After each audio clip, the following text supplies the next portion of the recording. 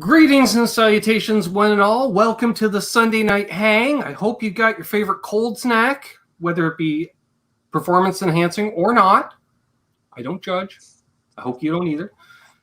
I'm Ben. Of course, you knew that. It's my channel, name right down below. And tonight I'm hanging with my good friend, tone guru, I'm going to say sorcerer, wizard, alien perhaps, not sure. He plays as well as he designs in my opinion, as well as many others, including RJ Ronquillo, I'm just saying. Welcome, Mr. Pedals himself, Lawrence Petross. Hey, thanks for having me, Ben. Great to see you. Great to have you back. You know, every once in a while, every time I think we're due, and then I'll hit you up and you're like, yes, we're due. We need to do a hang. So we've already got a bunch of people in here. So let's see. We've got the lovely Sandra in the house, Daniel Travis. He knows his tone. One Dead Cat, hello, welcome. BC Rich 581, Zach Thong, Gear Junkie 35, Terry Himes, RJ Ronquillo, great to see RJ in here. Dan of New Jersey, unbelievable, great to see you in here. Brad Guitar Miller, Thomas Santiago, L&M Guitar Corner, the theorist of the Stacked. He said, hey, can you build it? You went, yep. So that happened. True. Yeah. Bravo for the idea, too. It's a good idea. Yeah, great idea. Absolute Mayhem is here. Tinkerbell is here. Tinkerbell coming on here in a couple of weeks. See, Michael B is here. Great to see Michael B.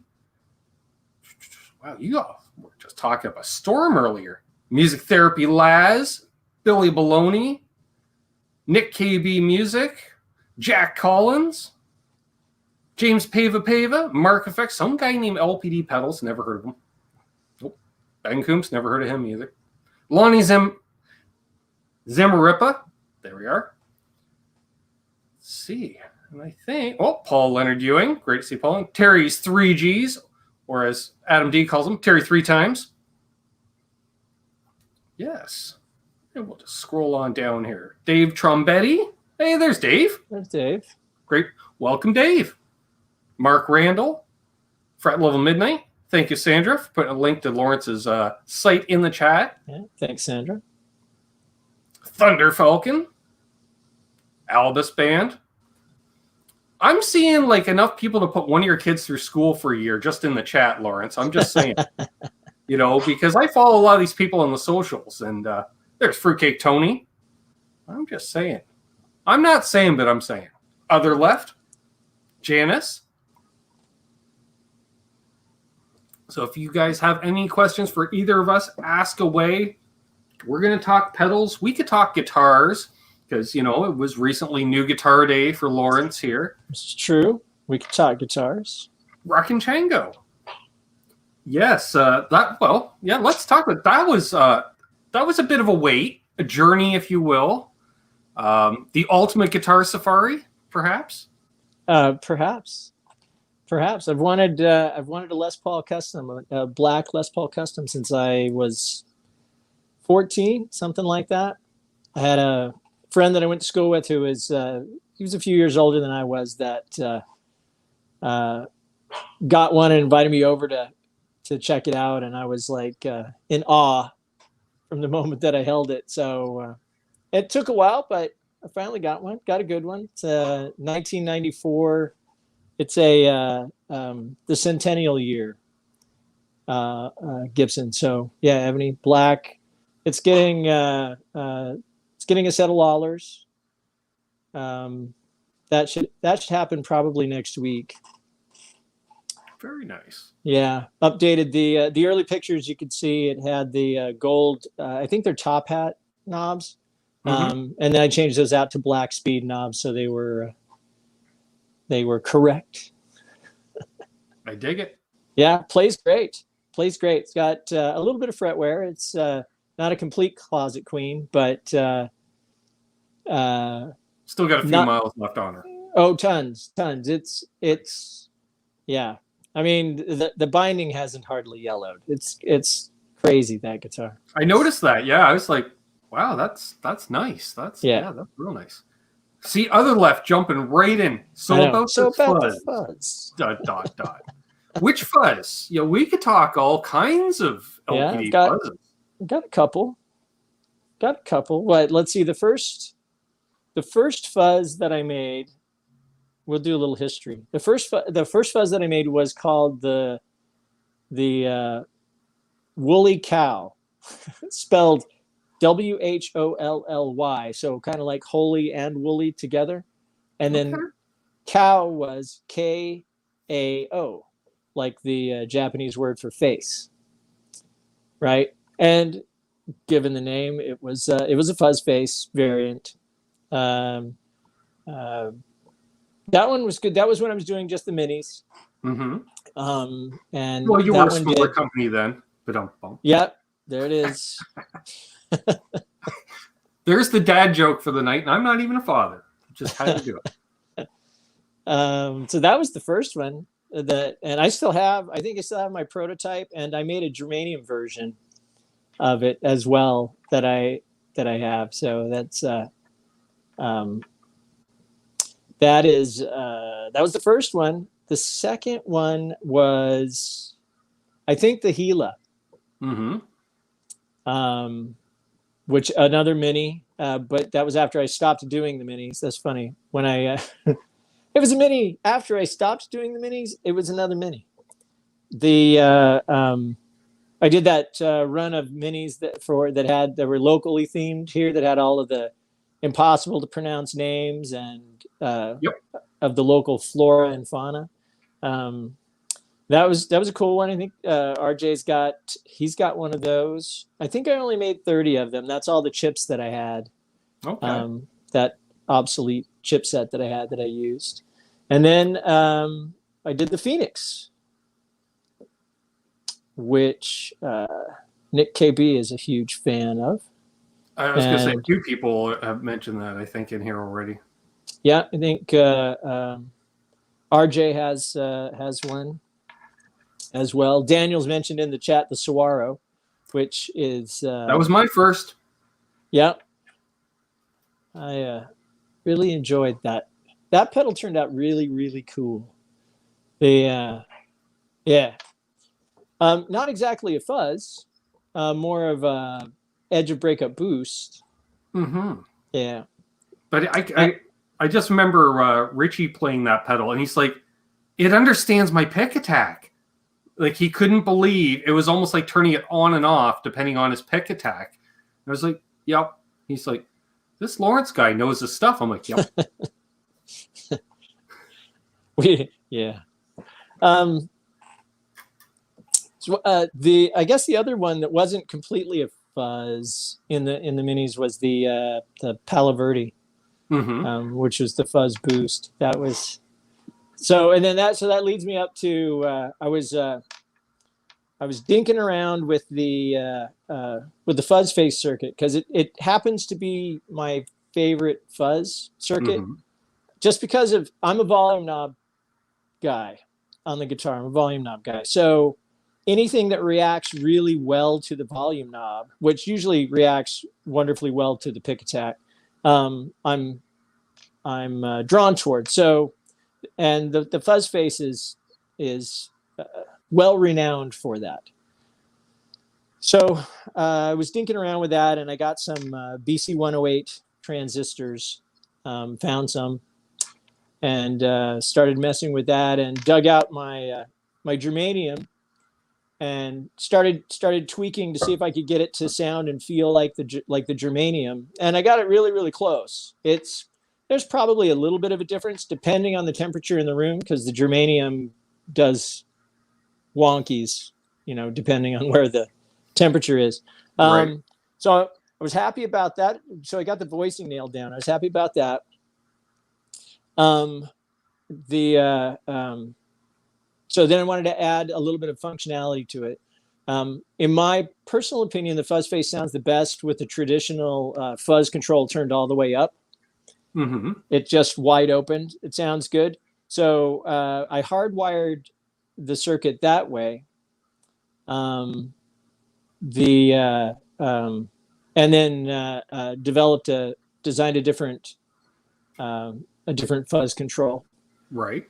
that gives you it alters the input impedance at the same time it alters the gain level. So, from messing with it, if you ever messed with any of those one knob minis that I made, I'm a big fan of doing a lot with a little. So You do. Yep. I did that again with this one. Fortunately, with this one, the way it is now, the knob will not sound like it's scratchy when you move it. I was able to, which confused the bejesus out of me the first time. I'm like, is this about? You're like, yep, because it's doing multiple things. I'm like, huh. And now, like, I don't even think twice about it. If I hear that in a pedal, like a guitar, forget about it. But, Fret Level Midnight mentions, is a Mini 87 a possibility? Well, yeah. It actually, there are probably about 50 of those that exist. I was going to say, I think I've seen photos out in the wild. Yeah, they're out there. It was a complete nightmare to design and build that thing, but and it wasn't without sacrifice either. It didn't have a mid control on it, just because there was no room for no mid and no presence because there was no room for the knobs. Because you didn't use those cheap little tiny ballpoint pen type. You can't see them. Ramps. Yeah, right. I mean, for set and forget, I guess those are okay, right? Like a preset thing. So they're out there. I don't foresee redoing them. I'll probably stay away from the mini thing for the foreseeable future. It's unless I developed a sub brand of completely Chinese made, I'll design them and so they're cheap and can compete with the other minis. Otherwise, sure. There's not much point. The LPD SE line, perhaps, or something like right, or something else like Bjorn from BJE Pedals does. I think that's what his one control line is kind of about, which are very cool. He's a fantastic designer, really creative dude. Have you ever played any BJE pedals? I have not. I have not had a chance to get, unless Aaron tells me different. As far as I know, I have not, to the best of my knowledge. But then again, Aaron will just come out, yeah, you tried it, you played it for 5 minutes, blah, blah, blah. That's it. It was a fuzz. You didn't like it. Right. Probably. Yeah. He designed for Mad Professor for a while too. Okay. Yeah. There we go. Aaron just commented, no, you haven't. I'm like, thanks. They're cool. He was, and I don't know if he's still, I would assume he's still making those as well. They're all hand built, and he paints them by hand and he labels them by hand. So they look very homemade, for sure, but they sound great. Yeah, they're excellent. So he's asking about, how about a blank pedal? You can download different pedal types and keep different presets on it. That's kind of like a Zoom, isn't it? Yeah, that would or the tone print stuff, right? Does that? That would be cool. If I was a digital guy, and I knew how to code to make that happen, that would be very cool for sure. Because why not, right? Yeah, wasn't there a there was, who did that? Joyo. Didn't Joyo do that? Where they had a pedal. It was one of the pedal. Yeah, it was one of the Chinese companies that and it was either, I think it was Joyo. Don't quote me on that. But you could, the pedal was basically a blank slate. It just depended on what download you did for it.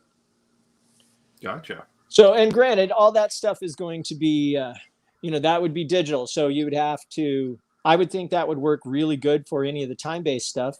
Reverb, delay, chorus, flange, phasing, any of the time-based stuff. That would be fantastic for. Yeah, there it is. PJ and the Beard just put it in the chat. It's the Ho Tone, or the hot one. Right, yeah, the X Stump. Yeah, I screwed up on the brand, but I had the concept. So Yeah, I don't know how dirt would sound. Compression would probably be okay. EQ, I'm assuming, would be fine. You know, anything that you don't want non-linearity to. Non-linearity is hard to do digital, so that's why we love the analog stuff so much. I like it. I like it. Less things go wrong, I think. And I don't know how to program. How do you replace a program in a pedal? You know, you can replace a part in a pedal. That's the way I see it. If something goes wrong, you can replace the part. You can't replace coding. Well, you can. But You just have to it's a different kind of re-download it, right? wizardry. Yes. Hey, Yes. flip side. Great to see Ike in here. It says TC Electronics is almost like that. Yeah. Yeah, they're with their tone print stuff. Right. Gets really close that way. Nice. We got a whole bunch. We got 75 people in here. There's Blackjack Guitar. I was waiting on you, buddy. Yeah. Ian Nunez is like, what are y'all talking about today? Pedals. Lots and lots and lots of pedals. Pedals. Which I did. Pedals. Tones. And I hope Ike is feeling better. He was under the weather yesterday. So, Uh-oh. yes. Yep. He needs to it get feels well better. because he's got the big move about to happen very soon. That's right. That's right. Bigger place. Congrats on that too, Ike, by the way. Ellen's Guitar Channel asks, what did you do before making pedals? You made amps. I did. I designed and built tube amps. You know this whole history, Ben. He yeah. doesn't, but I know. do. So yeah, this is we'll share. Yeah. exactly. I did custom tube amps, probably for probably the 5 years leading up to doing the pedal thing. The economic crash of 2008 kind of pushed the pedal thing along, pushed an end to the amp thing, and pushed the pedal thing along. Sure. Yeah, Dan in New Jersey, we might have to put in a timeout because he asked, is my Vermin digital or analog? It's analog, of course. Very analog. Yeah, very analog. I kid. I would not put you in timeout, buddy, but you know, those who don't know, don't know. Daniel Travis, thank you for the super chat. Lawrence, tell us some details about designing the Dutch. That pedal is awesome and super versatile. No shit. That's my comment. Right. You've got the original Lost Dutchman, correct? I do. I think I have the first one, in fact. Nice. So, still on my board. Yeah. So we can go back to the Lost Dutchman because that'll be a little bit of history. So basically, the Lost Dutchman and the Dutch, they're basically the same pedal. The main thing that changed for the Dutch was I moved the toggle switch, the punch toggle switch, to a foot switch. Yeah, and then I changed it over to soft touch switching. And smaller housing than this one. No, same size. Oh, okay. Yeah, it's the same size. Anything that has two foot switches on it will be. Yeah, that makes sense. Yeah, we'll be in that size enclosure because putting it in the next size down, it gets too crowded. Sure. Yeah.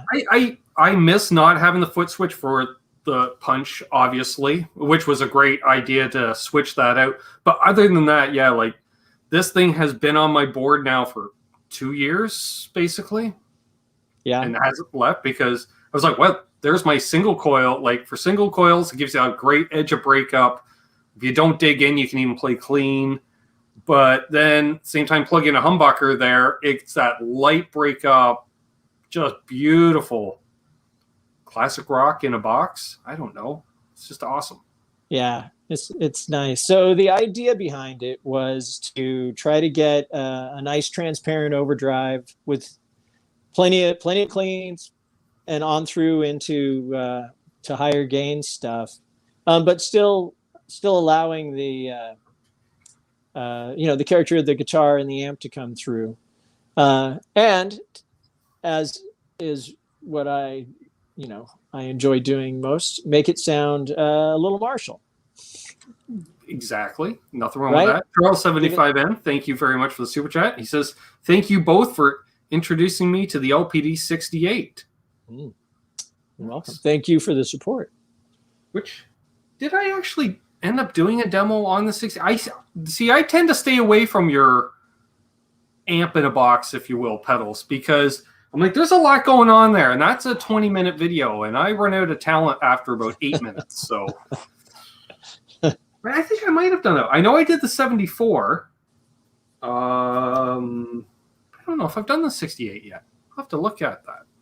I don't remember. The 87 Deluxe, I'm like, ooh, I don't know. I didn't even touch the 87 before I shipped her off to Les. I was, ooh, I don't know. That's a lot of pedal. 11 knobs. Yep. 11 knobs. But the easiest 11 knob pedal I've ever owned. Only 11 knob pedal I've ever owned, because I didn't want an 11 knob pedal. But I was like, I'm like, that's just like an amp. Perfect. A couple of them. Yeah. Yep. And it's interesting that the green channel running the gain at just before 11 o'clock, single coils, it's essentially clean, but it just colors an amp so beautifully. And I was just like, oh, wow. And then again, you put humbuckers on it, and you get that, because most people play AC/DC with too much gain. It's just like, you can get some beautiful AC/DC tones. And I don't have to re-EQ between single coils and humbuckers, unlike half the other companies. Just saying, folks. Hey, Jasco and Christopher Neiman's here. What was it? Dave Trombetti just commented, I love knobs. Give me knobs. We like knobs. Yes. Christopher says the 74 is tempting as well. And hello to Matthew Stewart. Aaron says, yeah, that 74 shocked me when I was using it to boost your signal at NAMM. I'm like, yep. Because I remember even you walking over, you're like, what are you getting? How are you doing that tone? And he's like, I'm using the 74 as a boost. And you're like, sure. Right. Stacking the 74 into, at one point, I think you guys had all three of them stacked together. And I was like, yeah, I've never tried that before, but it doesn't sound bad. No, they play well with each other, which led me into, like, when I started fooling around with the HX Stomp, I was finding I was using amp heads as boosts for circuit, because the amp head sounds better than any of the Stomp boxes you have in here, so I'll just stack them. I've been doing it with your pedals for years. Yeah, right. Never say never. There's a lot of good stuff that it's like it's like mustard on cheese pizza, right? You just never know until you try it. Exactly. Yep. Exactly. I was playing with the Lost Dutchman into an acoustic sim, because I have an acoustic sim pedal. I dig it. I was like, ooh, okay, sure. And it's just kind of hollow body type sound, just all mimic it. That's the other thing. I want to try this with a full-on jazz box.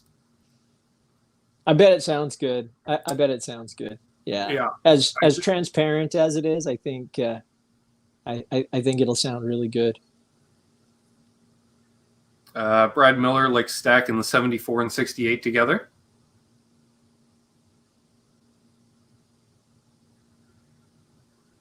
Hello, DMAC.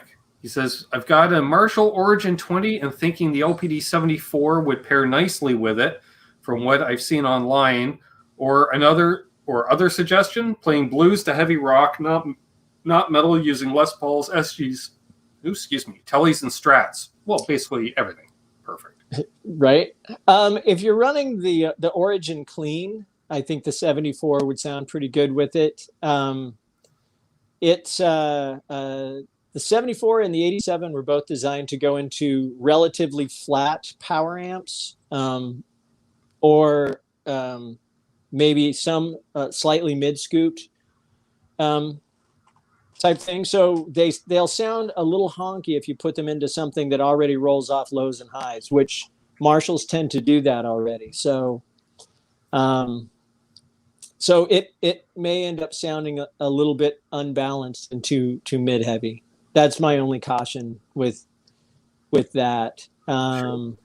There's my lovely sister. Hello. Hey, Amanda. Oh, I saw. I've heard about your tone stacking there. Let's see, who was that? Dang it, I lost it. Daniel. Yeah, he uses the Dutch to boost a super high gain Larry Groman.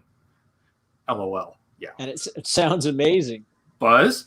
I was gonna say, like, I find when I'm playing like newer Van Halen type riffs, his higher gain stuff, because I'll be using the 87 on the red channel with a healthy dose of gain, but you don't get that little pick attack. Like it just needs a little salt. The Dutch, perfect. You put it on it, it's like adding salt. It's just now it's just better, and I don't dial back the gain or anything. Like that thing is the ultimate boost into anything. Yeah, it pairs well with just about everything that I put it with anyway. Yeah. Yeah, just about any type of amp too, because it's as transparent as it is. Plus it's got the bass control is pre-gain, so you can get a little more low girth out of it if you need to, or clean it up. Mm-hmm. Yeah. Billy Baloney asks, Fuzz before or after overdrive? Yes. Both. Like generally, both. Yeah. Try it. I'm not a huge proponent of things have to be a certain way. Try it, and whatever, if your ears. The only thing that I would, when it comes to stacking pedals, try it all. So you'll find something that you like better than others, and then just go with that. That's fine. I think I tend to lean more fuzz into overdrive, but don't discount the other way around. Yeah, you know, because you might come up with something that that completely suits whatever it is you're trying to do. Sure. Yeah. Sure. And Chris, yes, I saw your message. Fair warning. Get it. Chris just throwing out there. Lawrence's thought process when designing the nice drive, eh? To take the Choya, and Ben said he wanted an EQ control on it. So I took the Choya, and I ran through. I actually wound up running through probably 4 different EQ iterations, maybe even 5 with it, before I found one that did not alter the way that the original Choya circuit sounded. Everything I put into that, because of the way that circuit is, it's kind of temperamental. So some of the EQ radically changed the way it sounded. So what I ended up with, I think, preserves the original pretty well, and it gives you a decent amount of control over the EQ. So exactly, it did everything I needed it to do. Yeah, and that's the nice thing. It sculpts well, and it's another great sugar on top. Yep, as it's supposed to do. And crazy amount of boost on top. So much, yeah. Watch, if you got a lot of headroom in your amp, you better watch where you got that sucker set, because you'll know in a heartbeat how much headroom you got, because it uses all the headroom. I love it. It does. Yes, you'll be saying A, but for a different reason. Yep. A. You'll understand why real quick. At least for some of us. My sister's doing cupcakes. Nice. And hello to Michael Easter. I see. What's another one? Somebody mentioned they just got a whole gaggle of LPD pedals. Ooh, a gaggle. There it is. Vimps. Good to see Vimps in here. He says, I have the 74, the Luster, the 86 Deluxe, and the 87 Deluxe. Okay, sure. And they play well in my Marshall DSL 20 HR. Oh, nice. I think it's 68 Deluxe. Probably. And I would have to ask, are you just using the clean channel on the DSL 20? Mm-hmm. I'm assuming the DSL, that DSL has a clean as well as a crunch, maybe just the two channels, right? I do believe. So I think if I could be mistaken, of course, but I think the clean channel on the DSL is very Fender-esque. It's not like the first generation Marshall clean channels were essentially plexi channels. that wouldn't break up. Right. Right. Still very mid-centric, not the traditional mid-scoop that the Fenders are. Right. So, yeah, hopefully he'll tell us what if he's running it into the clean channel. BC Rich 581 asked, Lawrence, how long does it typically take to go from a schematic to production for a new pedal design? 6 months, more, less?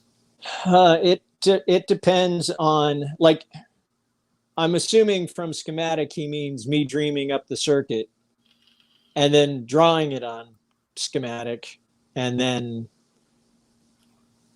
the rest of the way through. Yeah, we'll I think an idea, a thought could just, like a box in a box, that could be in your head for years before you even attempt to so let's say from an earnest point of moving forward with it. And they're all different. It's kind of like, it's funny. The creative process is a lot like the birthing process. Some of them happen fast, and you would swear it's just divine intervention.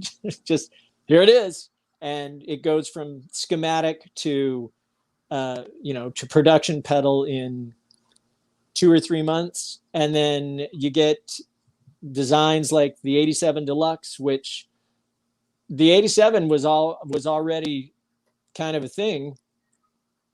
The 87 Deluxe took 3 years. Yeah, and it was there were lots of failed iterations along the way, just because there's so much that could have been done, but I only had as much room as I had in the pedal. Right. In that case, I didn't want to go with a bigger case for it. I wanted to stay with the same size as the 68 Deluxe. So that one took a long time. That's probably the longest. That one's taken the longest.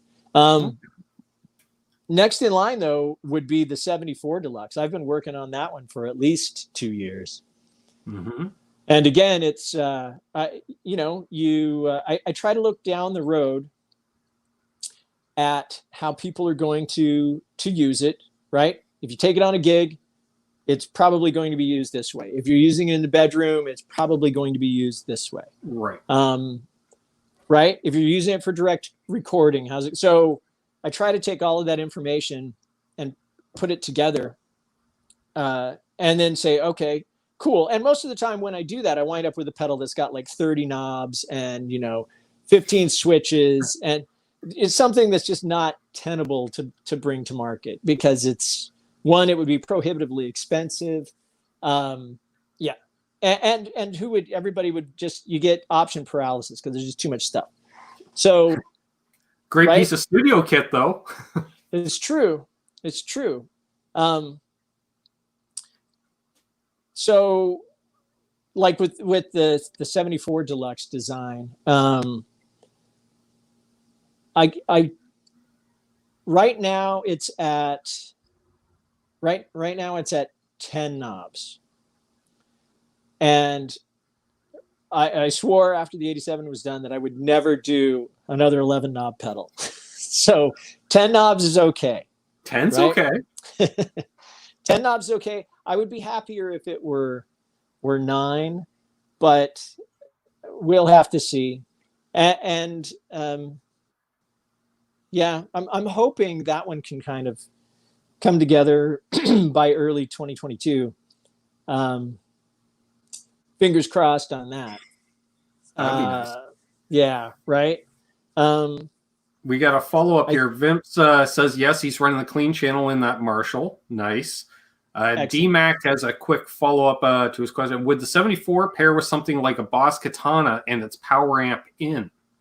Oh, absolutely. That would be the key. Use the power amp in. Oh, yeah, or any of the clean channel on the Katana takes pedals really well too. Okay. But and it'll be different. That's the thing, that when you go into the power amp or the effects return or the power amp in, Howard, the different amp companies label it differently. Yeah, they just do that to confuse us. That's why I just stay away from effects loops and run everything in the front. Screw you guys. in your Right. vernaculars. And So if you run it into the effects return, then the level control on the pedal becomes your master volume, because you've essentially bypassed all of the controls on the amp, and you're just using the power amp in the amplifier, and it's running wide open. So you have to control it with the pedal. But generally, those are quite smooth EQ, quite flat EQ. So the 87 and the 74 both excel in that application, in my opinion. mm-hmm. I do agree to that. Charles 75N was asking on ETA on the next run of the Nice Drive, eh? I don't have a good answer with that. I know we basically last time I was on, was it last time I was on, where we said if we can get enough names, I think I needed at least 30 to be able to do a run. So we're not quite there yet. So just tell your friends. Have them send me an email. I'll do another video. Right. Other Left says he's run his directly into a Katana, and it's great. Perfect. Excellent. Nice. Hey, Frozen Fury.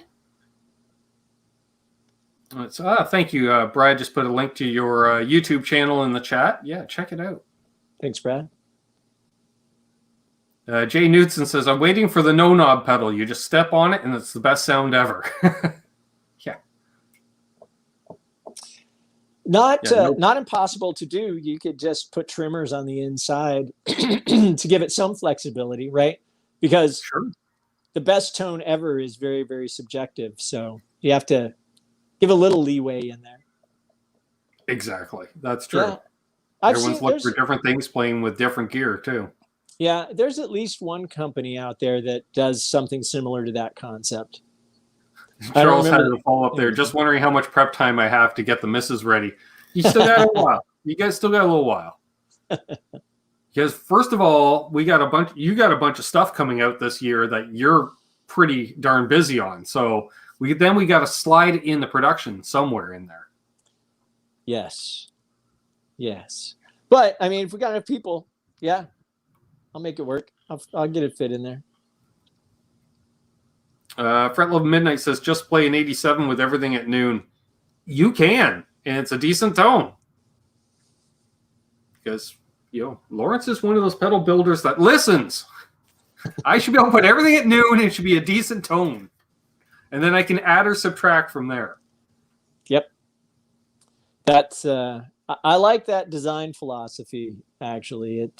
I think it plays really well, because I think most people when they not all people, because I have had some people say, when I first plugged into it, it sounded like crap because I was setting it like I usually set other pedals. He said, and then they say, once I put everything at noon, everything came into right where it was supposed to, and now I'm very happy. So Jay the Beard says, I thought it was everything at 2. Well, that's where most of my stuff ends up leaning towards, because I'm like, yeah, just give me a little more of everything.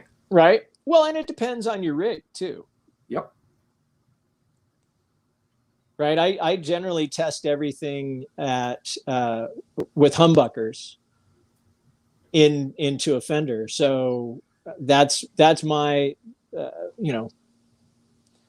that's my baseline. Makes sense to me. Yeah. So if you're playing,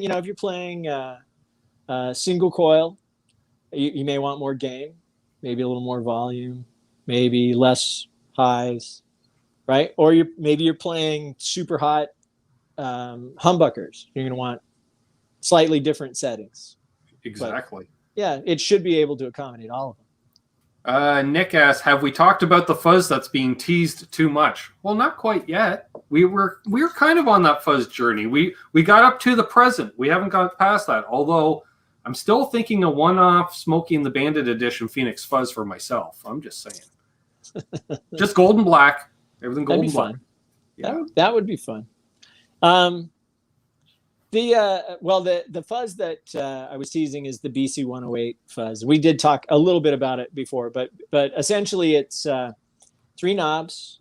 And I talked about the other ones. I didn't get into the third knob is the bias control, which is actually a very fun control. I designed it so that if you set it at noon, go figure. If you set it at noon, that's the optimum bias for the fuzz face circuit. Right around noon, and then you can actually change it however you want. If you go counterclockwise, it gets more and more gated until it actually, at full counterclockwise, it will barely make any sound because it's so gated, right? Mm-hmm. Which actually is still kind of cool because it just kind of crackles, but it crackles in pitch. So that's kind of a cool thing too, right?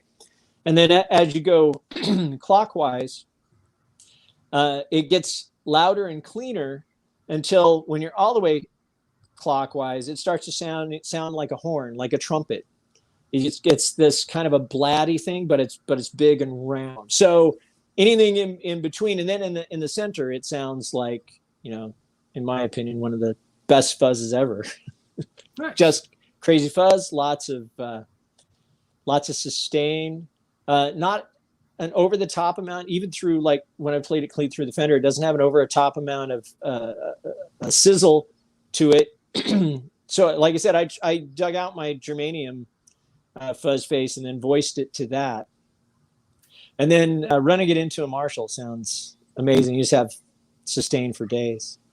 Beautiful. Beautiful. There you go, folks.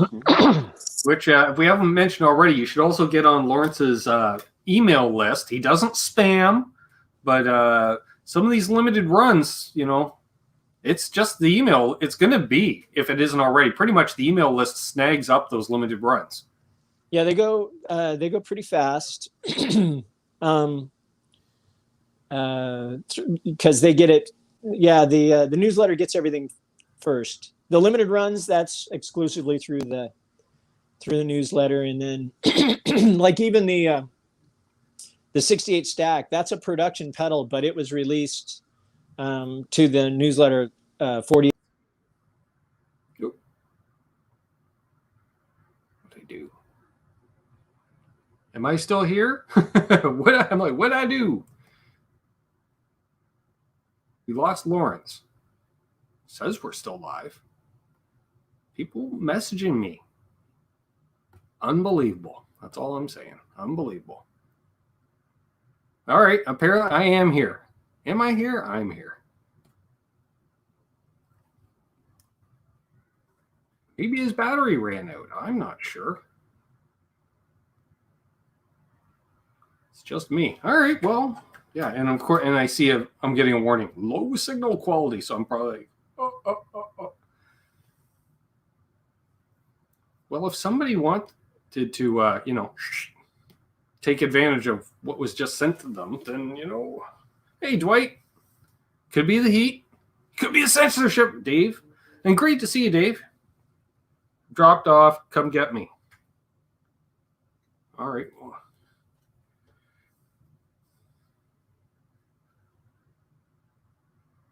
Click the again. I don't see you. There we go. Oh, and we're all clear. All right. All right, Lawrence is going to sneak attack from Josh Scott. I just told him to jump back in. He's like, let me in. I'm like, I can't. I do not see. There he is. Possibly. Maybe. And there he is. There I am. You're back. Yep. Sorry about that. Maybe it was the heat. I was still reading the chat. I was like, yeah, maybe it's the heat. It's pretty. The worst part was I just went to copy the link because somebody, and all of a sudden I'm like, what'd I do? I wasn't sure if I was live still. So anyway, where was I? Where were we? I don't remember. We were chatting away. Somebody in the chat remind me where we were at. Yeah, because somebody says it censored us. I said, well, we did cover the new fuzz. That's it. I was divulging too much information. The aliens took it down. Yeah. Hey, Gary. Good to see Gary Davlin in here.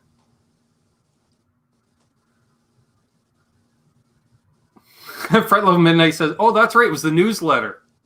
Oh He yes. says, I'm afraid I'll go broke if I sub to that newsletter. So yeah. So the newsletter is good. I've been thinking about actually doing some flash sales, and that would be to the newsletter only as well. So so yeah, it's good. And I don't. I usually only send out maybe one a month. I should probably. People keep telling me I should send out more. Um, and I'm on a couple of newsletters that I get hit with one once a day, so it doesn't bother me. Some people don't like it much, but yeah. Every couple of weeks is no big deal. Hey, Craig, good to see Craig Thomas in here. Ike just says you were going to just announce the winner of the giveaway. Yes, yeah, we're going to give away an LPD 87 Deluxe on behalf of Flipside Music. Sponsored by. One less thing for Ike to move. Yep, this is true. I'm just trying to help Ike. PJ and the Beard is asking, is the new Fuzz production or limited run, and when does that come out? As of right now, it'll be limited run. I have, that'll probably be Q1 of 2022, because I already have Q3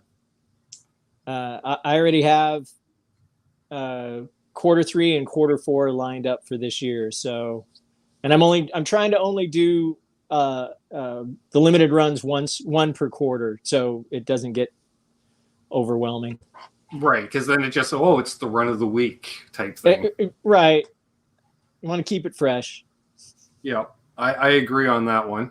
I wanted to. I don't know if Fruitcake Tony is still in here or not, but I do want to mention this coming Saturday is Fruitcake Tony's either 1-year anniversary or 100th show. There's a 1 involved, so Wow. Check it out. It's going to be a big extravaganza.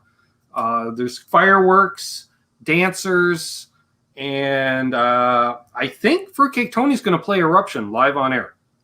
Nice. Sure, all that's going to happen. I'm very sure of it. Robot Master Switch, good to see you.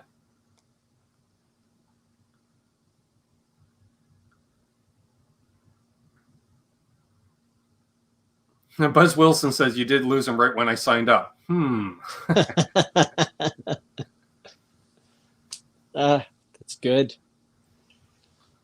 I think myself as I like looking at the newsletter. I'm like, I'm allowed to talk about that now. Great, and now I can plug it. Right.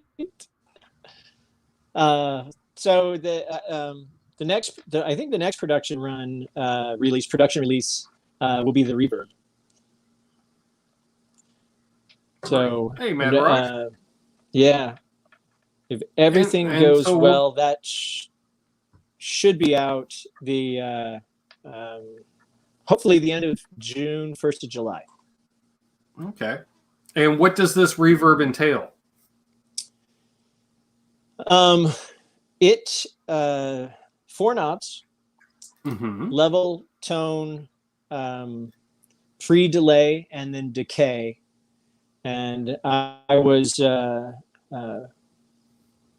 doing some preset snapshots, so I was messing around with it and coming up with sounds, and then take my camera, my phone, and take a shot of the preset, and then put a title on it so I remember what it is, so I can share those, because I think with the upcoming time-based pedals, that's going to be important, because sometimes with these setting everything at noon, it's good, but it's not as cool as it could be, because these are quite a bit more variable.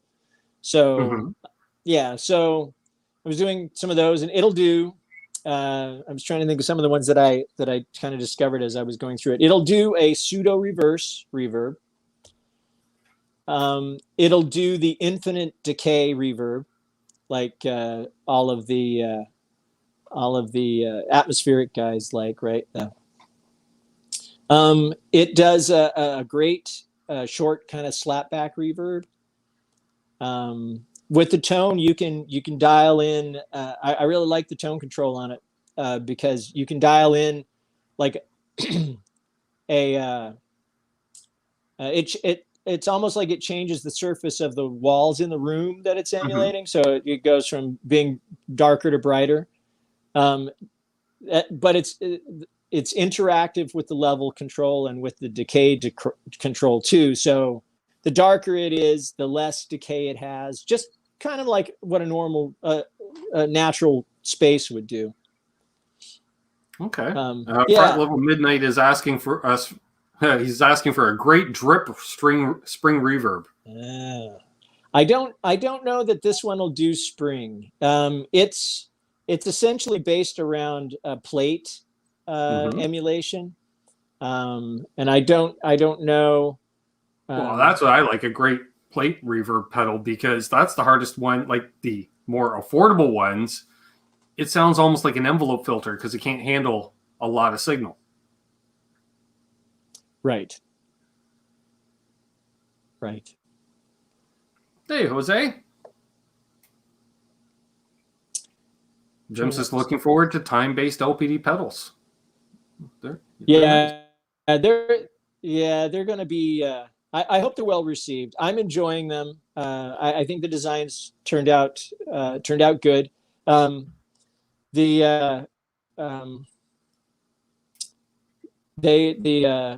The processor is digital, so these are not all analog pedals. This is my first foray into the digital realm. I did do all of the analog design, and it's the processor is obviously is a different deal. But as I've pretty much anyone who's been following my journey, they know that I've said from the beginning that I feel like time-based effects belong in the digital realm. That's where they're done the best. They're the cleanest. You can get the most control with the least amount of noise.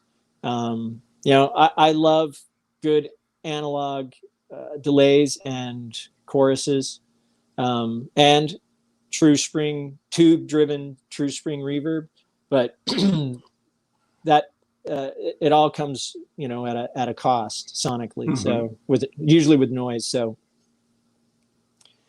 try to do a good balance. Paul. Hey, Milt, good to see Milton here. Jasco says thanks for the new pedal, it's killer.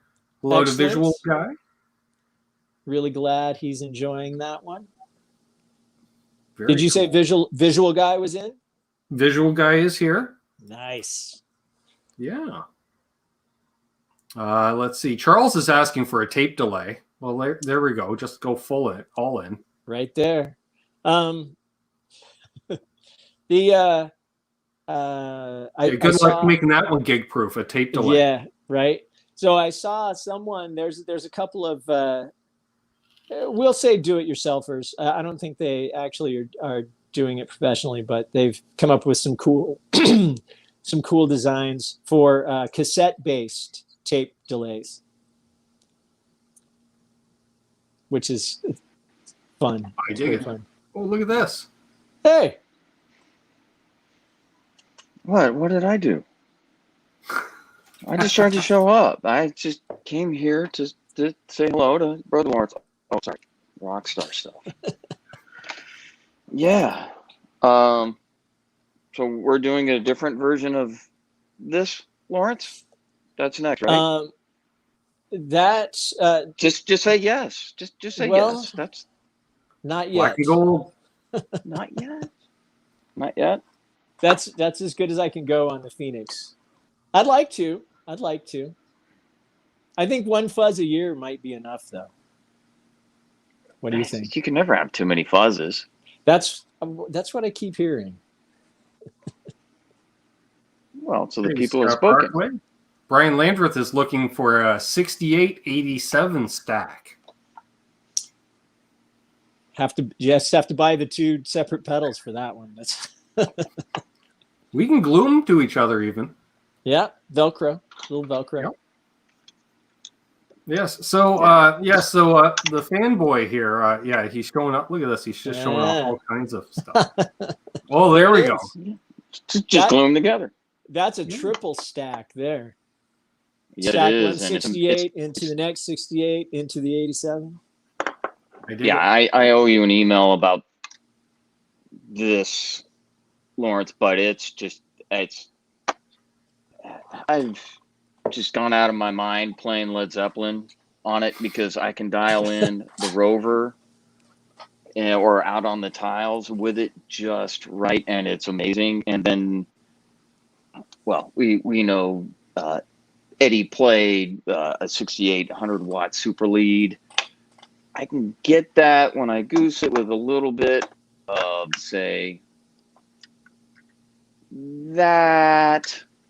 But speaking of the Rover, and we'll make this really quick, I have to use this. Here it comes. I have to use this. And since I'm, and it's a great pedal. Greg Koch uses it all the time on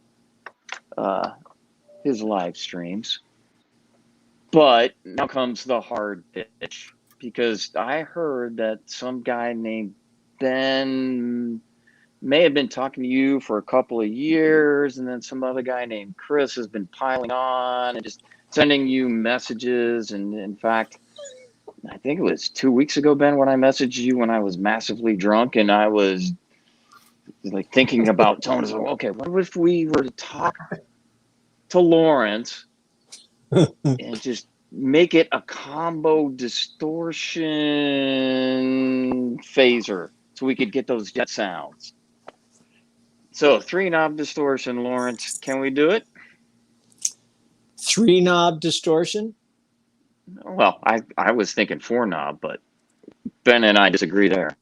But it's his dream. I'm just here to I have a whole help hammer don't the even point need home. distortion in mine.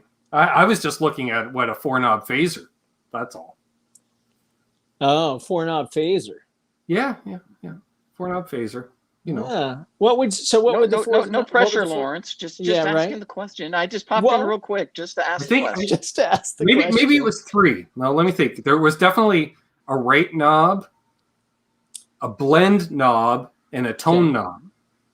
Really? No depth. No depth knob. No. All the depth, like a phase 90, just all the depth. All the depth. Yeah. Right. Well, I suppose, the fourth knob would be a depth if you want, like you can have some input on this, Lawrence, you are allowed. So it's a 4-knob phaser, of course, spelled P-H-E-H-S-E-R, the phaser.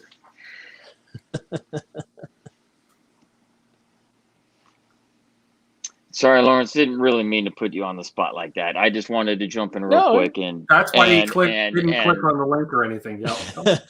I tried. No, I'm always open to good ideas. Whether this one is a good idea or not, I will have to determine that, I suppose. Yeah.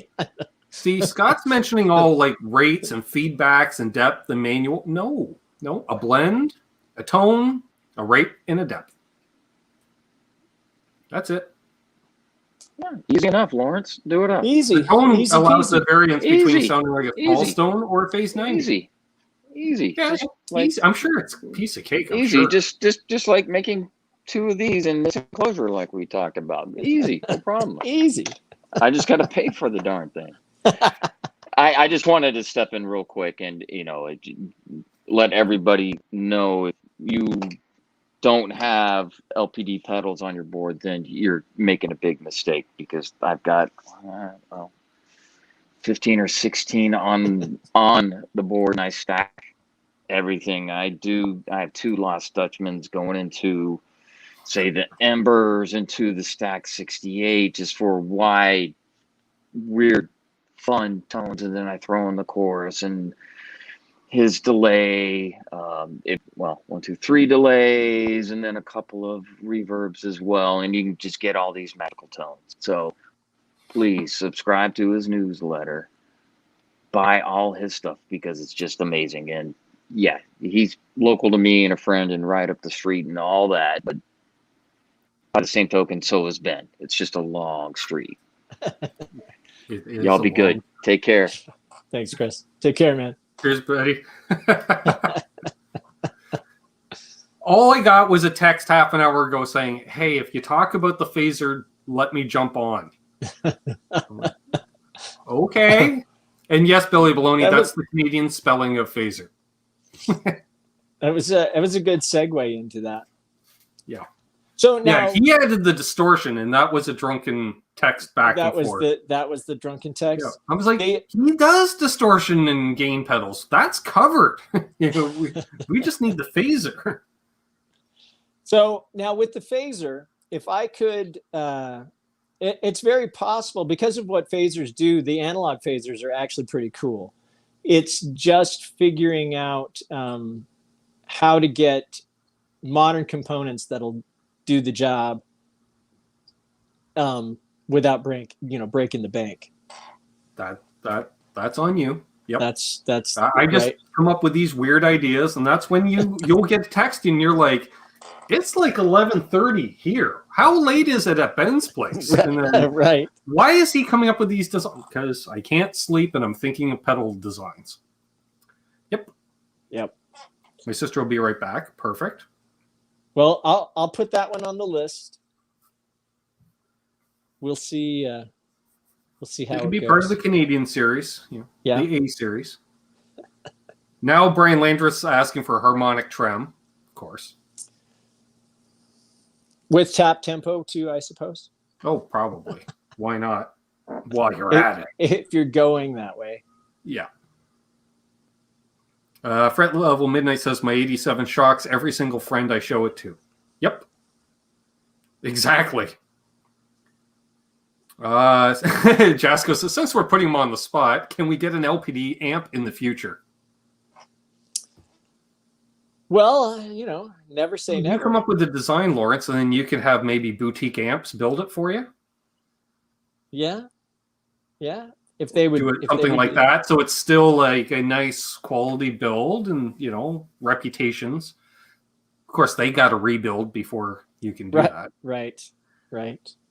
Yeah, I don't know. Amps are they're quite a bit more.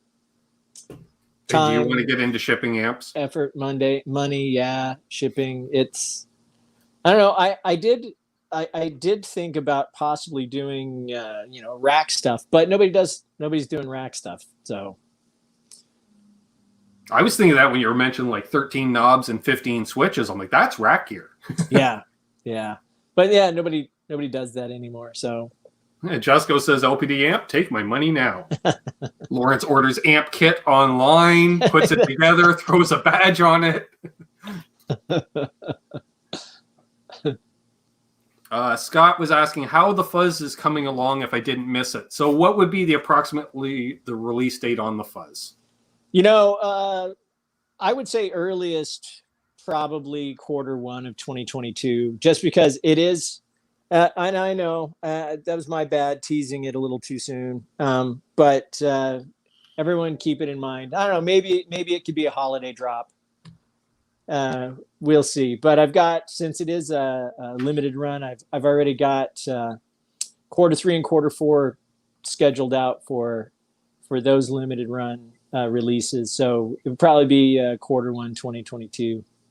Dave says he can't take rack stuff on the road with him. Well, you know what? You just gut out some of that GPS and the stuff and just put a rack in. Perfect. Robot Master Switch. So you're saying they're already sold out? Yep. Pretty much. Probably by the time. Who knows? We'll see. Brad Miller says, that's too long to wait. July 4th is a holiday. Well, we already have plans for stuff coming out around then. That would be the Reverb. Yeah. Yep.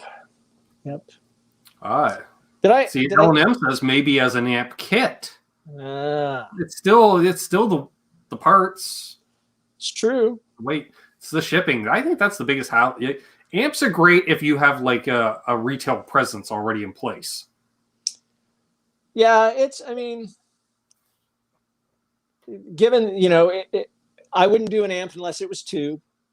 I wouldn't really ever do a solid state amp, even though that's what all the pedals are. If I was going to do an amp, it would be tube, complete all the way through. Which means big power transformer, big output transformer, heavy chassis.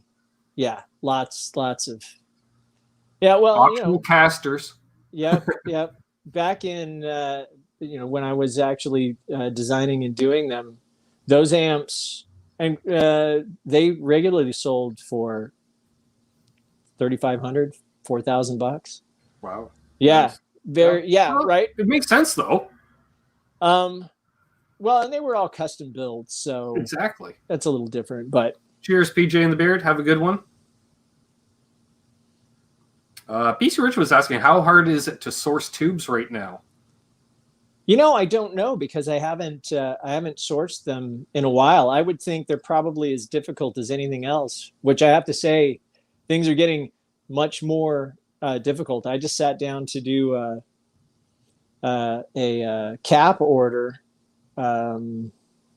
Friday, because I noticed I was getting low on a few things, and I wound up having to I bought out everything my supplier had, just because the lead times that they were saying for things coming up are like a year.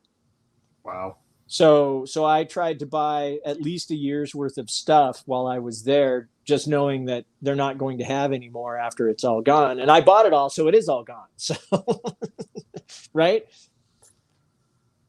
Let's see here. Robot Master Switch, he's got on his board the 87, the Hayseed, aka the Luster. Nice. And we can do a Fender Clean, a Marshall, and a Vox. Yep. Got it all. Exactly. Got it all. I'd be running the same setup if I was out doing my cover tune gig for sure. Because who doesn't want to just all of a sudden have a Voxy jangle?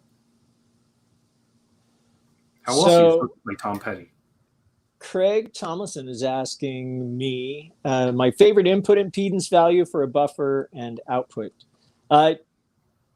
Depends on what you're going to like. If you're going to cover the entire catalog, you need probably, which would include piezo pickups, you need at least 5, maybe 10 meg input impedance, which is super high for everything else, and it tends to be somewhat noisy. I usually shoot for between a meg and 2.2 meg when I'm doing buffers, or if I have like a lot of the circuits that I'm doing with the soft touch switching, that style of switching works so much better with a buffer, so it's buffered bypass rather than true bypass. And all those run at 1 meg input.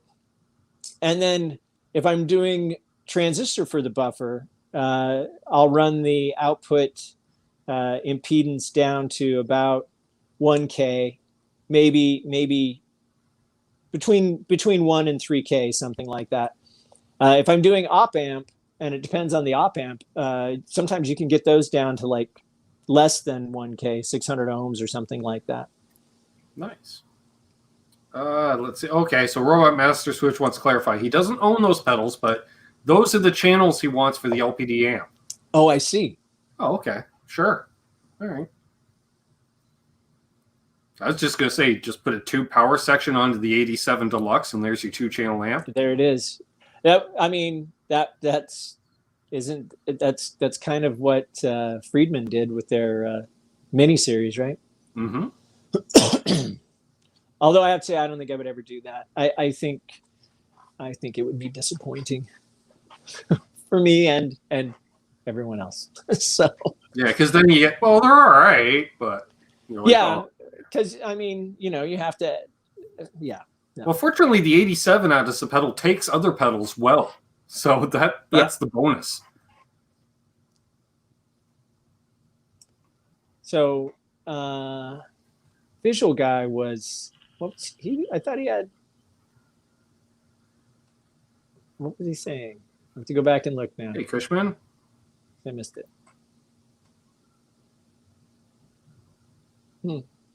He loves his luster. I see that. Yeah. Yeah. I did a special one for him that's got extra sustain. Ooh. Yeah. Turned out nice. Turned out very nice. Very cool. But I'm the only one that has a hayseed with a luster faceplate. Faceplate, yes. Yeah, I think there were only two hayseeds that went out. You've got one. I'd have to look at my books. Tom, perhaps? Yeah, I don't know. No, I think Tom waited and got the luster. I know. I know this one. I don't know. I know this. I know who has it. That's the scary part. Can't remember though. Yeah. Craig, specifically for passive guitar and bass pickups, 1 meg is plenty for those. Just because most of them are running at least that much. They're running like 500K input impedance anyway. if they're humbuckers, single coils 250K impedance. So 1 meg is plenty. Hey, we got Lauren L. Scott Music in the house and Broke A Effects. I love it. Broke Effects. He says it's nice to put a face to the infamous YouTube chat pedal person. This is him. This is me. This is me. Hopefully I'm as easy to look at as I am to talk to. I think so. I think so. Apparently, Charles is waiting for something for after dinner to get into something. I'm sure it's no good.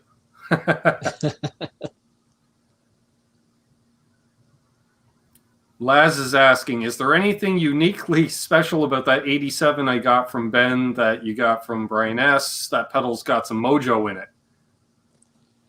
it. There is something special. It's got mojo in it. There it is. Well, didn't you put some kind of extra protection in it for idiots like me that plug 18 volts into it? It does have that, but that's on the power supply. It wouldn't really affect the tone. The tone. The 87, it's an interesting beast in that it does take a slight amount of tweaking to get them to sound like they're supposed to with the bias on the FETs. So I have my original standard unit and my original deluxe unit here that I use to voice everything to. So they should all sound within 5% the same of each other. I dig it. Hey, Metalhead Hippie, good to see you here. And Visual Guy was saying, yes, I was saying my luster is slightly tweaked. It's awesome. Great to hear. Yes. Robot Master Switch says, I love the teal on the 68 Deluxe. Tone teal. Tone teal. Yeah, that was, I had a hell of a time getting that color match because I wanted to match my Ibanez AZ. But it gets close. I posted some, here's shameless plug. If you guys aren't following me on Instagram, come follow me on Instagram. I post photos of stuff, excuse me, pretty much daily. Yep. These days. So, yeah. So, and I just posted a picture last week, Wednesday, because it was Seafoam Wednesday. Perfect. Yeah. Of the guitar and both the pedals. So nice. And there is a couple of those pedals in existence with pink knobs. This is true. And I think I actually have maybe 2 sets of pink knobs left. Oh. If anybody? Yeah. Oh. Let me know. Oh. Yeah. Yeah. Consider 1 set sold. Just saying. Okay. So we'll just throw them in with my next order. Yes. Apparently, I only have 1 set. Yeah, 1 set left. Because, man, Tom held that out. He goes, see, I complained enough. I got a set.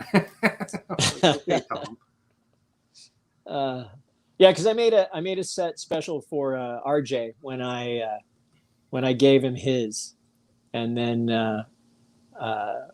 in order to get it done, I had to do 50 of them. So I was sitting around with 50. Well, not 50, 40, 39. Yeah. So Visual Guy says, what can I tell you guys about what's coming without giving it all away? Well, I can tell you the types of things that are coming. If you paid attention to Unbelievable on camera, you I saw know, one thing. Chris. I'm like, hey. Sorry, well, that just happened. Everybody's gonna go back and look now. They'll be like, what did he do? But he was like flashing all if they kinds didn't of notice pedals. Phil McKnight go on about it. I know. But see, he flashed all kinds of pedals, so nobody's gonna know which one it is anyway. Next up will be the Cascade reverb, which we talked about a little bit earlier. The next limited release will be the Embers, which is my K-style pedal, which we can talk a little bit about that one if you want to as well. I don't know. We haven't talked about that yet, right? Oh, you mean this one? Oh, you're going to show it now too? Ben. I didn't let it focus.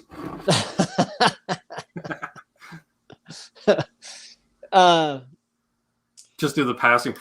That one? Right past. Oh, you mean this one? Pretty much. Yeah.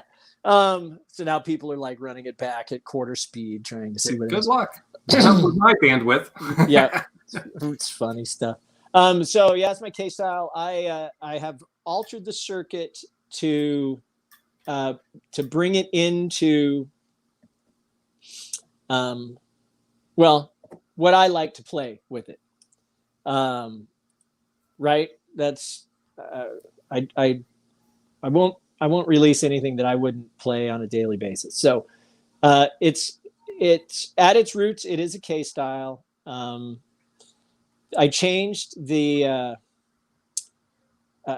original Klon has it's got an annoying bump between 9 and 11 o'clock on the gain control sweep. So I smoothed that out. I worked on the circuit and got it to where, so it's a very nice smooth sweep from 0 to full. And in the process of doing that, what I also wanted to do was to expand the sweet spot. So it's got a wider sweet spot on it for everyone who likes to use them like most people use the Klon, which is boosting anything, other overdrives, Marshalls, any edge of breakup kind of thing. And I also added a bass control, an active bass control to it that allow you to boost or cut 12 dB of, I think it's 60 hertz.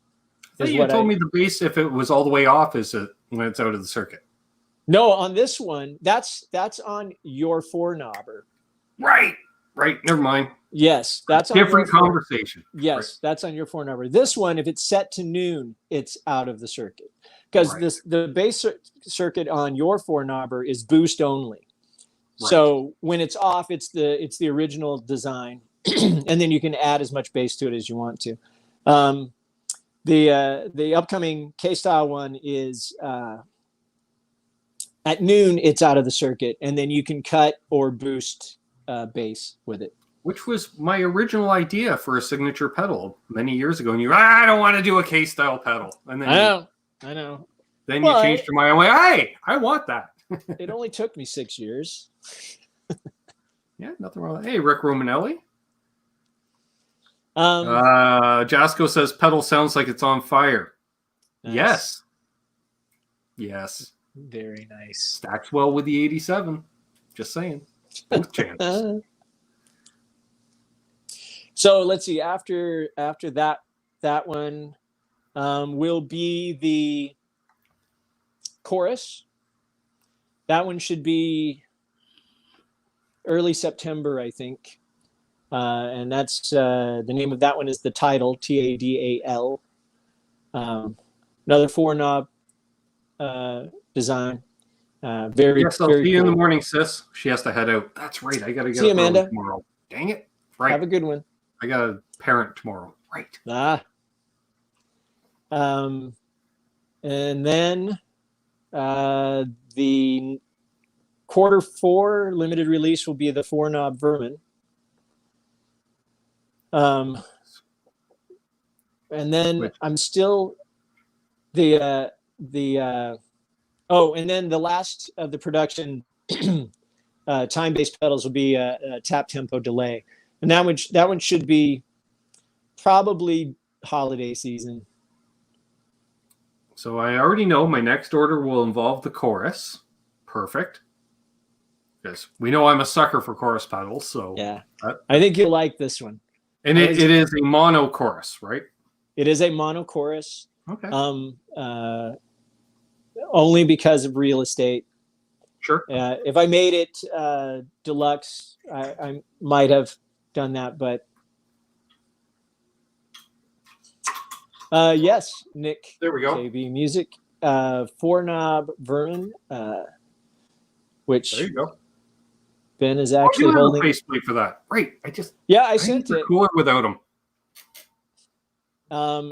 Now, Ben's, which was his birthday gift, by the way. There. His is a little bit oversized because he wanted a battery. I did. That is the only. Well, that is not the only LPD that has ever had a battery in it. I made a germanium fuzz face for a friend very, very early on that had to have a battery because it was positive ground. Yeah, everything else does not have batteries in them. So there was I think that's it. Aaron, is that it? If Aaron's still in here, because he knows all. He's like, I was like, this is what I got for my birthday. He goes, oh yeah, that's due out approximately this date. I'm like, what? Sure, okay, Aaron, thanks. But yeah, I will say, folks, that one is a game changer. I was talking to Lawrence about it off air, and oh yeah, I am really loving the Vermin. Fell in love with it all over again, and so now I haven't tried stacking my 2 Vermin yet. Oh, I could bring in some cool fuzz stuff. Yep, and I may need to whisper that has been in the works for a while too. The deluxe Vermin, or the Vermin stacked, if you want to call it that way. Ooh. Just to give you a hint of what it will be. Nice. You can make that a 7-knobber, one with, one without the bass control. True. Just saying. True. Save you a knob. There you go. True. Someone would complain about it though. So we'll put it on there because it's only 8 knobs total. I can handle that. We can do that. Yeah. Dave, I think that's Vermin. Nice. I think that's all the new stuff that I have coming up. Visual Guy says, I honestly dislike chorus, but I want this one because I feel like it may be the best one I'll play. It's funny when it comes to time-based stuff, I'm pretty finicky about them. So I hope everybody enjoys them because I think they're quite good. I was when I was doing the preset picks on the chorus, I did come up with a pretty fun Leslie sounding kind of thing. It wasn't a Leslie, but it was very Leslie-esque. And I got there in a completely counterintuitive way. I was just turning the knobs and like, well, what's it do if I do this? And I'm like, wait, what's that sound? And I just kind of kept like tweaking it until it like came in clear. And I'm like, I need to take a picture of that. That's pretty cool. So, yeah. Nice. Nick KB says, I bought too many chorus pedals, but what's one more? Yep. My niece love chorus. Chorus is almost an always on for me these days, just because I don't know. It's just, but I'll use it subtly or a lot. But subtly, I like having just a touch of movement under that sound. Yeah. This one, and I don't know if I mentioned, this one actually has where you can stop the oscillator. So it'll do that that thing that the Boss flanger, the BF2 or whatever it was, will do, where you could set it to manual. You could stop the sweep wherever you want to. Okay. This chorus pedal will do that too. So you can use it as a comb filter. Mm-hmm. Yeah.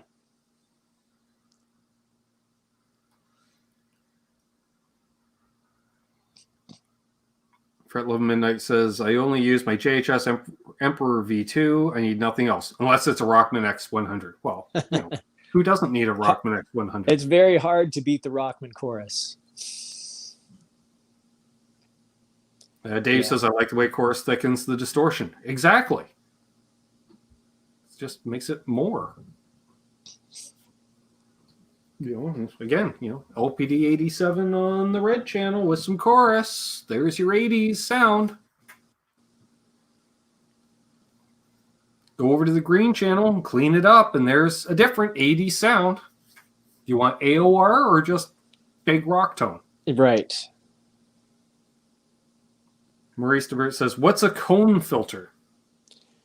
So, and it's comb, C-O-M-B, rather than cone. I probably did not enunciate that very clearly. Comb filtering is basically the EQ looks like a comb, like the teeth of a comb. So you've got peaks and valleys throughout the frequency range. It has a very specific sound to it, and you would know it if you heard it. Actually, if you listen to, there was an era, mid 80s, that every guitar tone had a comb filter on it. It's kind of like, it's hard to explain, but it's kind of like if you took like the cocked wah sound and spread it out a little bit. I get it. That's what I was kind of thinking. Cushman's like, does LPD have a payment deal? Wow, Broke, thank you very much. He says, being a guitar tech since the 80s, but just started an honest effort into playing recently. I've been using modelers to practice, but want to start building my analog. What would the first to third pedals to start?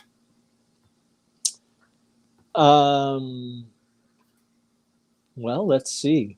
You need I would say a good overdrive and a good distortion. If you're into the dirt thing, a good delay. Yep. I mean, you got to have, even if you only had one dirt pedal, you have to have the delay, right? Yeah. That's just kind of that way. For versatility, if you got some kind of an EQ pedal, that'll make your single distortion overdrive pedal go a lot farther. Yeah, I was thinking that, like, full on, like, a heavier overdrive / distortion, a milder overdrive in front of it, and a delay. Yeah, and hope your amp already has reverb, because I like both. Yeah, right. So I always get when people are always, what do you think of this reverb pedal or that? I'm like, I don't know. Every amp I own has reverb. Yeah. So a lot of them do, unless you get, well, probably at least 50% of them do. I think most manufacturers make that a priority these days. It shocks me more when an amp doesn't have it, for instance. Yeah. And when it doesn't, then you can buy the LPD. See? Fixed. See? Perfect. Yep. Yes. Or, get yourself a deluxe overdrive like the 87 Deluxe, a 2-channel job, and then you can get, for that third pedal, a chorus. There you go. It's all there. Yeah. And thanks very much for the donation, sir. Hey, Hobo Roadie. I'm trying to find out harder ways to simulate a chorus pedal. Patch cables are in short supply. I don't know if anything really replaces a chorus.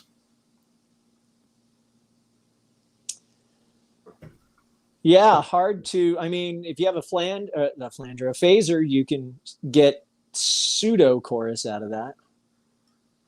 It'll sound something like a chorus.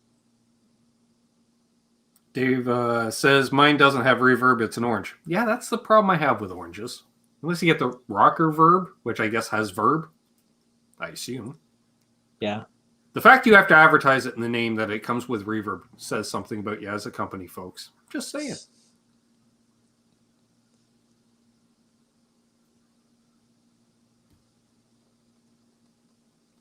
LPD gift cards? I like that from Cushman. For the favorite noodler in your life, That's get it. yourself an LPD gift card.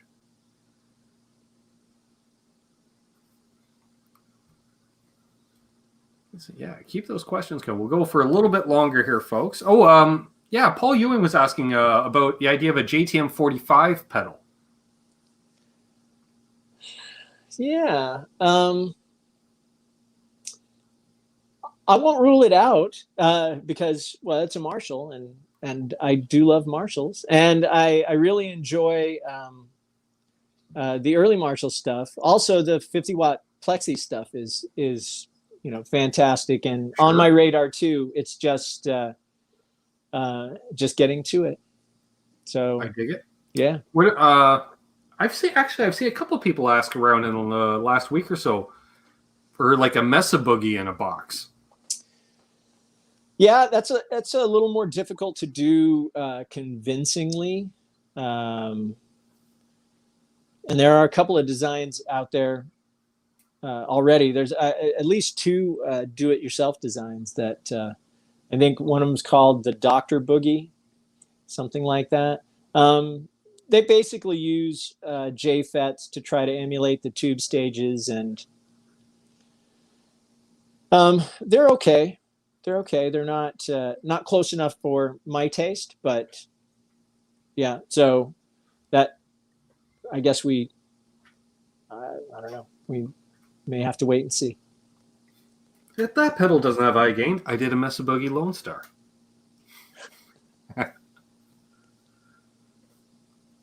Jeff K, hello and welcome, and Mark Dillon, welcome as well. Yeah, I knew Paul was going to speak up because you cannot make too many Marshall pedals. True. Jeff K was asking if you know Dave Barber at all. Not personally. I know who Dave is, and I have several friends who know Dave. Very inventive designer and a super cool guy. Yeah. Oh, that's an interesting one from Dave. Have you ever tried to emulate a player's tone in a pedal? I have, and actually that is kind of what started the amp in a box thing. The high gain channel on the 68, the original 68, as well as the high gain channel on the 68 Deluxe and the 68 Stack, is me trying to nail the tone and feel of the Andy Timmons Resolution album. So if you've got a Fender to go into, and either the original 68 or one of them that has the high gain channel, and you use his DiMarzio humbucker, it gets really, really close. And he's also a volume knob guy, so he changes his dynamic and tone a lot as he plays, but that's as close as I could get with it. Mm-hmm. And he actually has one of the original minis. I sent him either number 2 or number 3. Very cool. Yeah. L&M mentions the combustible lemon, another one. Yeah. Oh yeah, the early Zepp thing. Mm-hmm. So will they all be limited? The limited lookers embrace new colors. For Visual Guy, he was asking about the new ones coming. Will they all be the limited monochrome with the faceplate or colors? The production releases will all be new colors.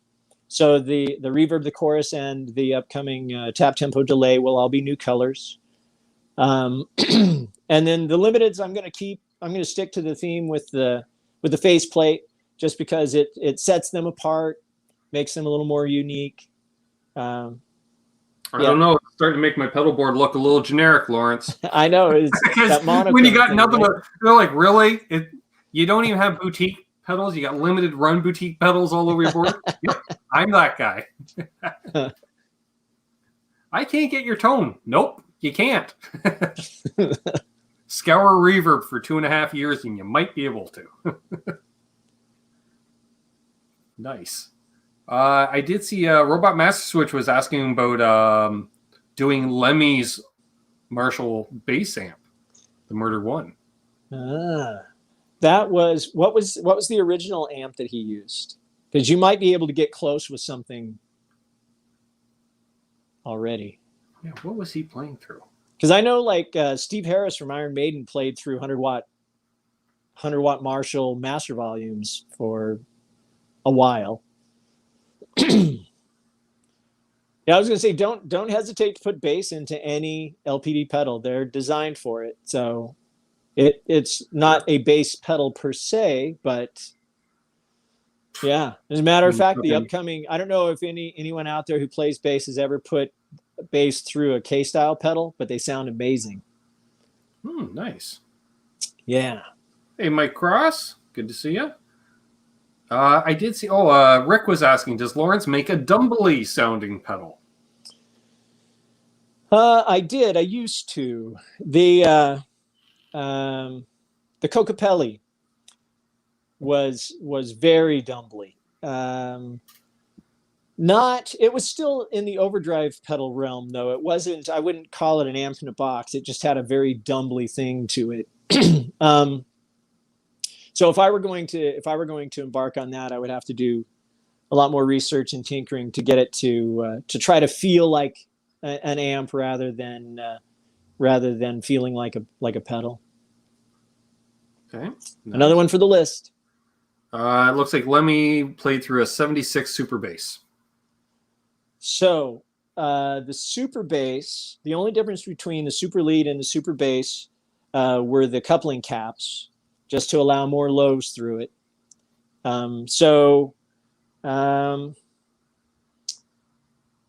There is an upcoming version 3 of the 68 that has a new bass control on it. It'll probably be a 2022 thing too. It's got new bass control on it, so you can actually get better low frequency out of it. I know for live, the current and the original 68 works great because it cuts through a mix so well, but there are some guys who use it in the bedroom who have said that they would enjoy it if it had a little more bass. So to answer that request, I redesigned the bass control, and then at the same time on the I put an internal trimmer so to kind of simulate jumping the channels, right? And then the trimmer actually allows you to dial in like what the not the normal channel, right? So the 68 as it sits is the high channel of the plexi. So this will allow you to dial in a little bit, more of the normal channel to kind of get that jumped kind of thing. Nice. And that's get on the mailing list, folks. See if you can mention it. Scott's asked this a couple of times. He's like, can you ask Lawrence if we can get a 1980 JCM 800 with 65 50s? Getting really specific. Yeah, you just walk up one resistor and tell them that's what it is. Like with the value difference of an ohm, Well, basically what I would do is probably start with the 87 and then take all the mods out of it.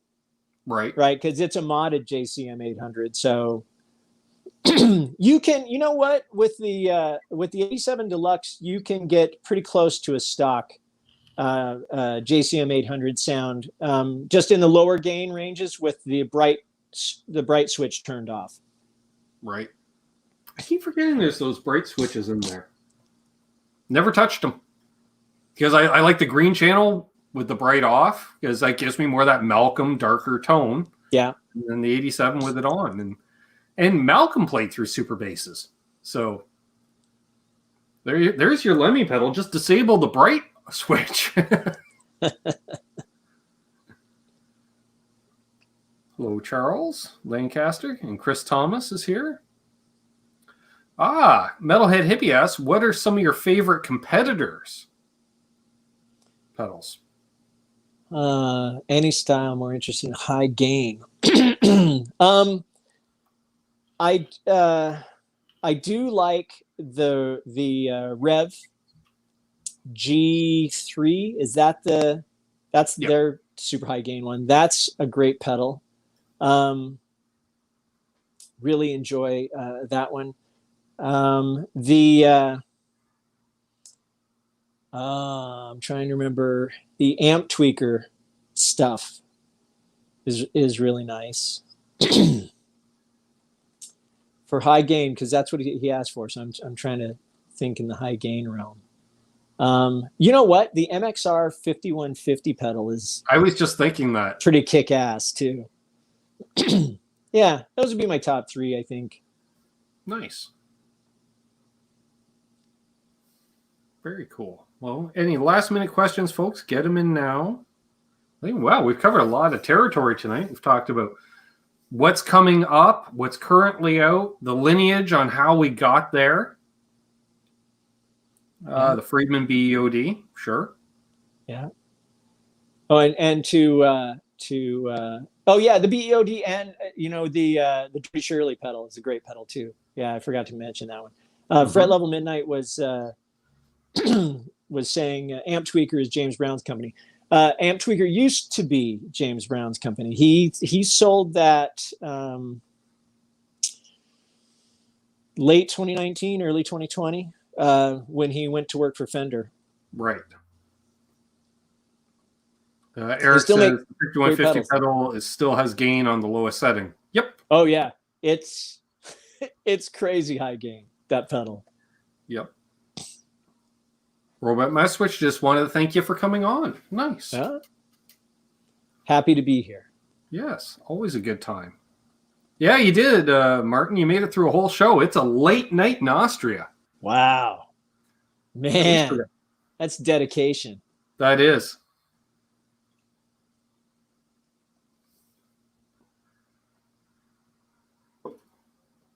Yes, the James Brown.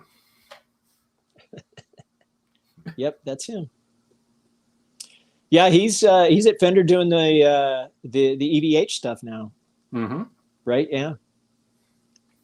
Which is nothing but good stuff there. Yeah. Craig Thomason, favorite cable, anything that Mogami makes. I'm a huge Mogami fan. Worth the extra pennies. Excuse me. Paul says he's got the Amp Tweaker type metal. It sounds like a 5150 in a box. Nice. Yeah, it's a good pedal. I don't know. I like to get all of Eddie's tones. I find the 87 covers it all, and if for that extra little something for the balance tone, Dutchman, Bink, just a little extra something. And then again, I never dime out the gain on the 87. So yeah, it never goes past 2:00. Well, about 2:15. There's Master of Puppets right there. Yeah, that's definitely the sweet zone, in my opinion. If you go much beyond, say, 3 o'clock, 4 o'clock, something like that, it starts to get a little bit woolly. Yeah, still cool, but just a little. It's not quite as tight. Then you just start busting out the Fu Manchu and the Caius riffs. Just ride that neck pickup. Forget about the bridge pickup. Right. Just go full on woolly. And Mark Those Images has the 5150 overdrive, very underrated, and he loves it. Awesome.